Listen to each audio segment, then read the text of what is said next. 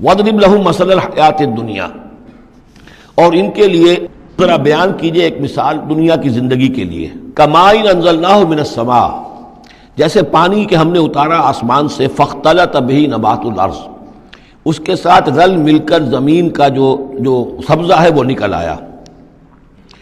فَأَصْبَحَ هَشِيمًا تَذْرُوهُ الرِّيَاحُ، اب یہ ایک لمبی بات ہے جسے مختصر کیا گیا کہ پھر کچھ عرصے کے بعد وہ سبزہ جو ہے وہ زرد پڑ جاتا ہے، پھر دھوپ کے اندر سوکھ کر پیلا ہو گیا، پھر چورا چورا ہو گیا، پھر وہ چٹیل زمین کی زمین رہ گئی. تو زندگی کا یوں سمجھیے کہ جیسے فصل لے لیجئے، کھیت کے اندر آپ نے بیج ڈالے ہیں، ہل چلایا ہے، پانی دیا ہے، اب فصل ہے، لہرا رہی ہے، ہریاول ہے، بڑا دل خوش کن منظر ہے. کچھ دنوں کے بعد اسی فصل کے اوپر جو زردی آ جاتی ہے، پھر وہ پک گئی ہے، اس کے بعد وہ کٹ جاتی ہے، کٹنے کے بعد پھر وہی منظر وہی ہے، وہی ویران منظر ہے. اور کہیں کہیں جو ہے وہ جو بھی توڑی کے تن کے کچھ پڑے ہوئے، اللہ اللہ خیر صلی اللہ.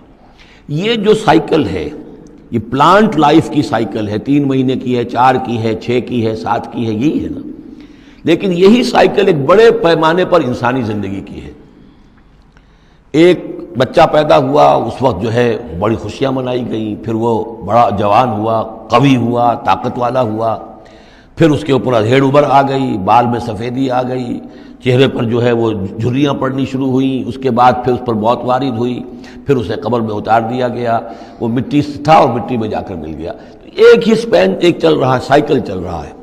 یہ انسانی زندگی کا سائیکل ہے، اور یہ جو نباتاتی زندگی کا سائیکل ہے، فرق اس میں کچھ نہیں ہے.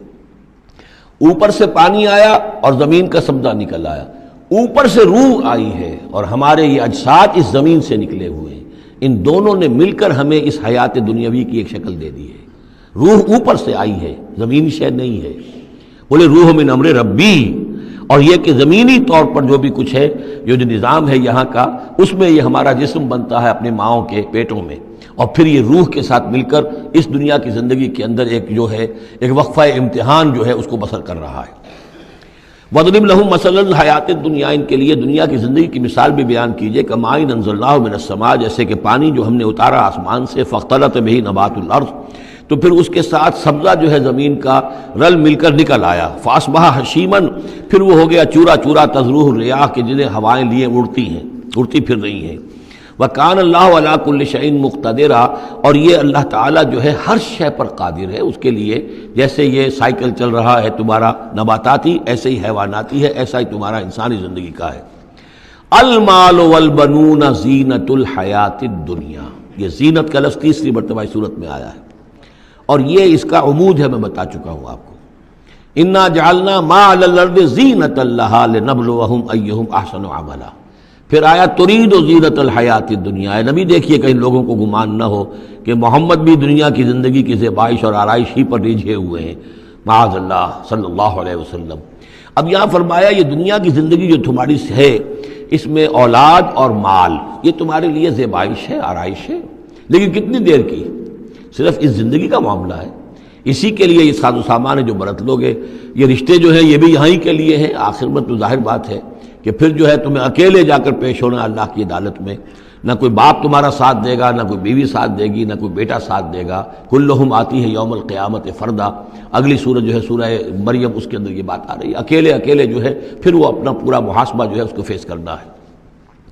المال والبنون زینت الحیات الدنیا، مال اور بیٹے یہ دنیا کی زندگی کی رونق ہے. والباقیات الصالحات، باقی رہنے والی تو نیکیاں ہیں. نیکی کوئی کمائی ہے اس 30 سال میں، 40 سال میں، 50 سال میں، تو ان کے لیے بقا ہے. مال کے لیے کوئی بقا نہیں ہے. الباقیات الصالحات خیر عند ربک ثواب و خیر عملا، وہ یقیناً بہتر ہیں تیرے رب کے نزدیک ثواب کے اعتبار سے، بدلے کے اعتبار سے بھی، اور توقع اور امید کے اعتبار سے. امید اگر کوئی لگانی ہے تو یہ مال اسباب سے نہ لگاؤ. امید اگر لگانی ہے تو اولاد سے نہ لگاؤ. امید لگانی ہے تو کوئی نیکی اگر ہے اور آخرت میں اس کا اجر و ثواب کی توقع ہے تو تمہارے لیے سہارا جو ہے اصل بننا چاہیے وہ